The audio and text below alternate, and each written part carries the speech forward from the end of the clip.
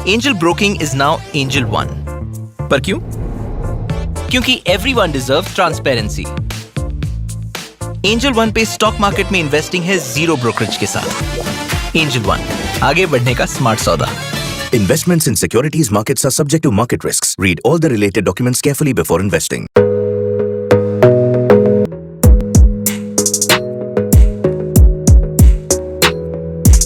Hello, नमस्ते। अब तक आपको इस बात का अच्छा लगभग अंदाज़ा हो गया होगा कि लोग आपके प्रोडक्ट या सर्विस को सर्च करने के लिए कितने कीवर्ड का उपयोग करते हैं।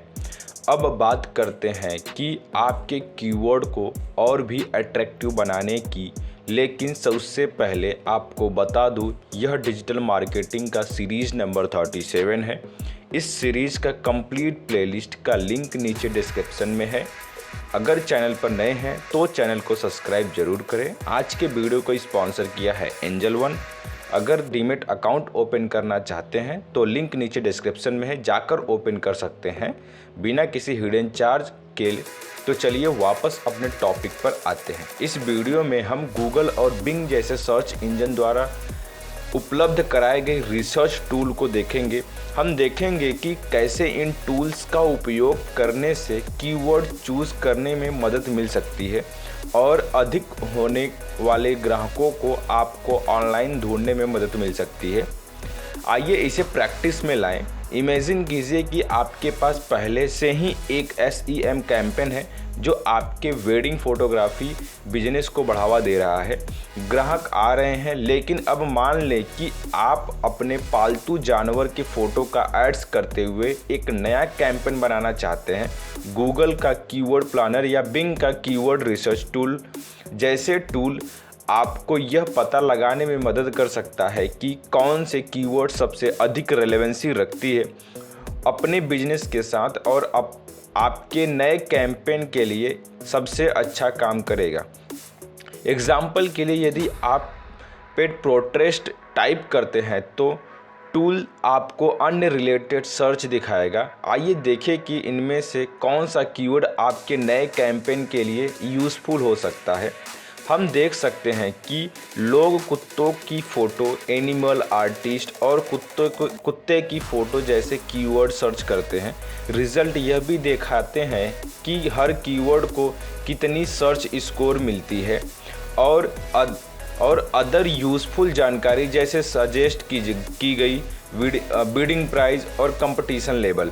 यह जानकर आप कई ग्रुप बना सकते हैं जिन्हें एड्स ग्रुप कहा जाता है। एक पालतू जानवर के फ़ोटो से रिलेटेड कीवर्ड के लिए, एक कुत्ते के फ़ोटो के लिए और एक एनिमल आर्टिस्ट के लिए। इन कीवर्ड को एड्स ग्रुप में ऑर्गेनाइज करके आप कीवर्ड के हर ग्रुप के लिए रेलेवेंसी एड्स लिख सकते हैं।